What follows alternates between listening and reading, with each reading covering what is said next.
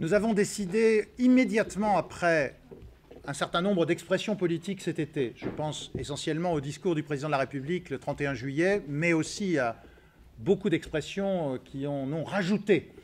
Nous avons décidé de réagir parce que nous considérons qu'une borne a été franchie et que cette borne a un poids particulier dans l'équilibre démocratique. Il y a vraiment un écœurement et je crois que imaginer que samedi prochain, il va y avoir partout en Europe des manifestations devant les ambassades de France, il faut voir ce que ça signifie.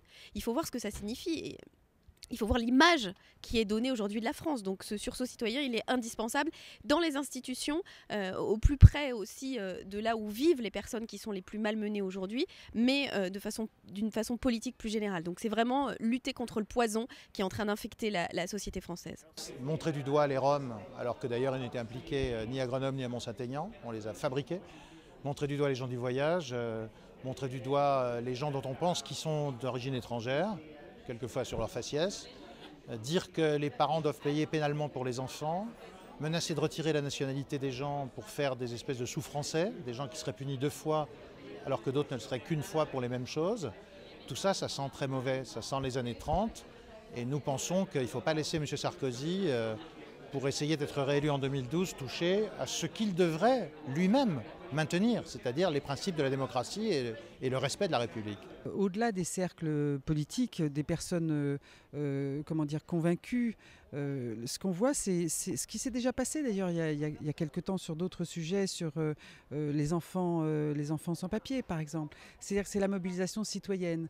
Quand tout à coup, tout le monde, des gens qui ne sont pas forcément intéressés, ils ont leurs problèmes, ils n'ont pas de boulot ou même, et tout à coup ils se disent c'est pas possible, c'est pas dans cette France-là que je veux vivre. Bon.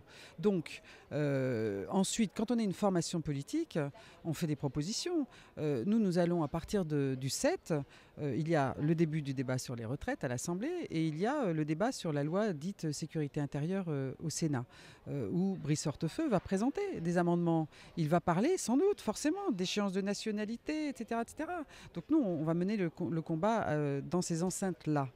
Moi, je pense que c'est le cynisme politique le plus extrême qui consiste à faire oublier que le gouvernement n'apporte aucune solution à la crise sociale, à la crise écologique, à la crise économique et que donc il faut chercher des boucs émissaires, chercher ceux sur qui on pourra taper, dresser les Français les uns contre les autres en pensant que cette stratégie de l'attention détournera l'attention des vrais problèmes. Et ça, politiquement, c'est la délinquance politique la plus évidente.